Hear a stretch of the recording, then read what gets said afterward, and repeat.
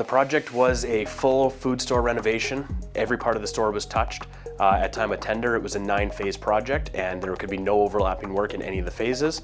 Quickly, we got into the project and a lot of the owner supplied material, specifically the refrigeration side, the schedule had gone out the window. So our 9 phases that couldn't overlap soon became 6 phases all going at once, no relaxation on schedule, and we had to make it happen.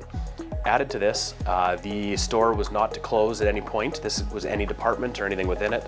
So most of the work happened at night, especially at the front of house, and some departments we had to totally rip out and redo, so that presented a challenge. Through that, we worked with the client and the consultant to convince them in a couple of spots to shut down for a couple days, but we had to prove our planning abilities. And that was by basically showing them we had a plan to open up when we said we were going to open up so they could prep for it and not lose any sales. Biggest example of that would be the deli. Working above food prep areas and food retail, we got a week to go in and basically redo an entire deli in a grocery store, including hanging a whole bunch of new structural steel from the structure itself. In the middle of an operational store, having to clean up every night and be ready for customers to come back in the morning.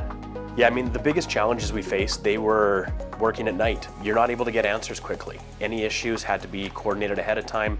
You know, any manpower, there was no way to do last minute changes. So the planning on this job had to be very involved, including with all our trade partners. We were lucky to have a very good group of trades on this one. A lot of our RDCA members were out there with us, and we were able to plan ahead and come up with those issues and have contingency plans in case something happened in the middle of the night.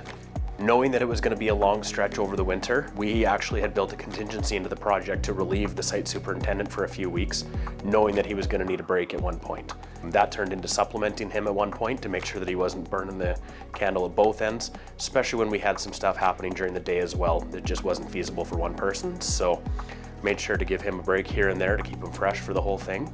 We wouldn't have been able to bring this project in successfully without a good team out there. So we had a great group of trades, a lot of local trades who worked with us every step of the way, you know, rolling with all the changes we had.